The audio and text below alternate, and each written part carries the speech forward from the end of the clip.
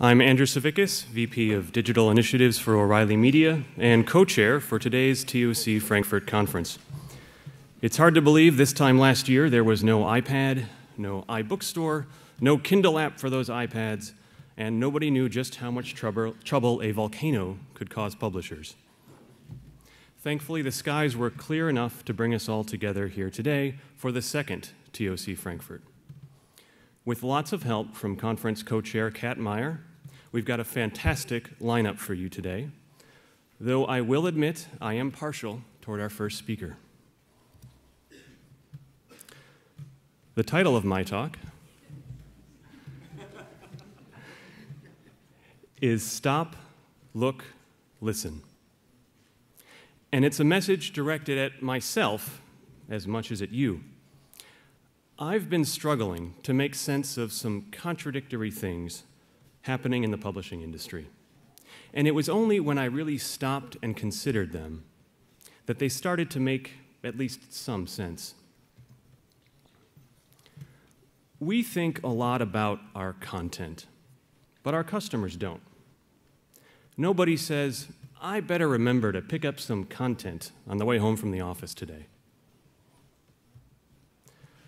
Customers hire our products and services, and yes, our content, to do a job for them.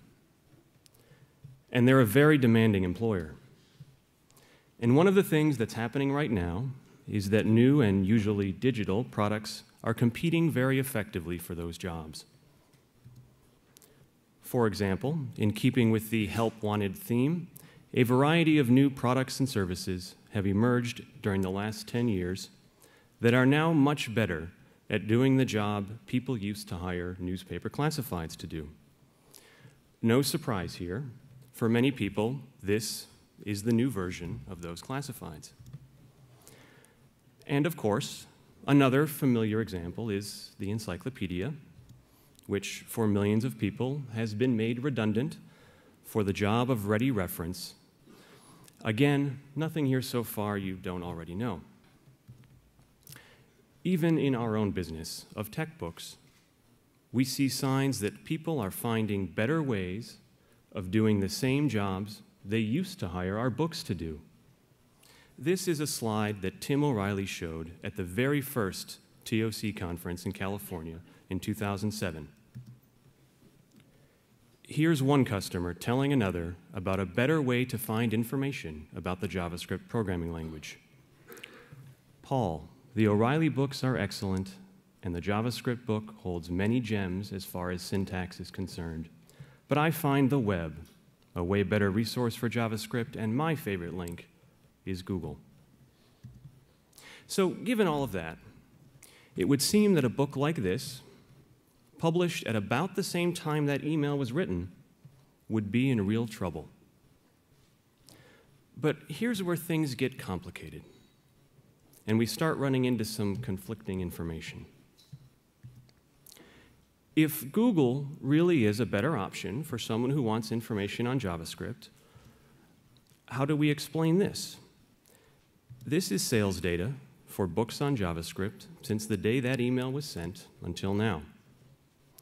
Despite the challenge of competition from the internet, these numbers from Nielsen BookScan suggest there's still considerable demand for books about JavaScript. However, there are clearly changes in the way that demand is being met. This is another book, also about JavaScript, which was just published in July. You can see how dramatically sales have shifted toward digital delivery. And the comparison between revenue and units suggests downward pricing pressure on the digital side. Last year at TOC Frankfurt, I showed this graph, which is updated here to reflect full year 2009 numbers. Here's the same graph updated again to include 2010 year-to-date ebook revenue. How can there be such strong growth for books aimed at a technically sophisticated audience that's more likely than most to rely heavily on the web for information? Why hasn't what happened already to encyclopedias and classified ads also happened to books and ebooks about JavaScript. I'd like to suggest one way of understanding this contradiction is to examine things in terms of what I'll call form versus format. By form, I mean the character of the content. How long is it? What style is it presented in? Does it use text, video, animation, or some combination of the three, as in movies? Form is distinct from format, which encompasses all of the ways that a form is created, distributed, and consumed. Although form and format are related and interconnected, I think considering them separately can tell us something important. But first, here's how they're related. Forms evolve to become the best at doing a particular job for consumers. Formats evolve to be the best at doing the job of meeting demand for the form. Both influence the evolution of the other in the context of cultural, economic, and technological changes.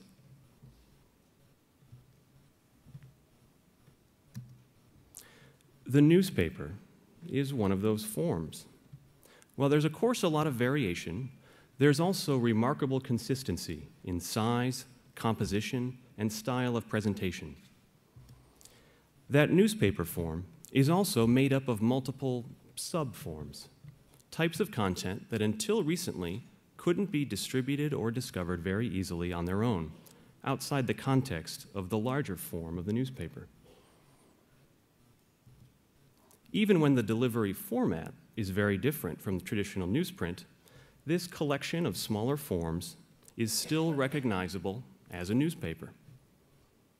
Although many newspapers have tried to adapt to format changes, putting content online and usually making it available for free, they also face another serious challenge.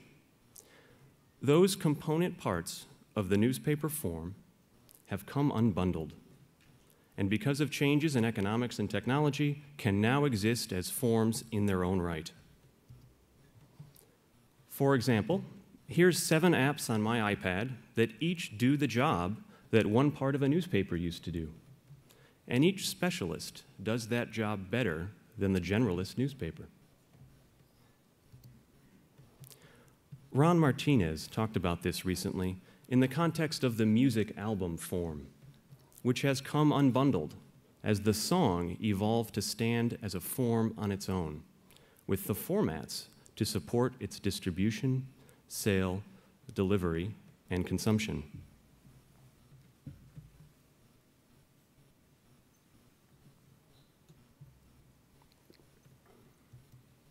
What's truly striking, though, is when you take a close look at a product like Craigslist, the underlying form, a headline and a few more lines of brief, unadorned text, is almost identical to the newspaper version it replaced.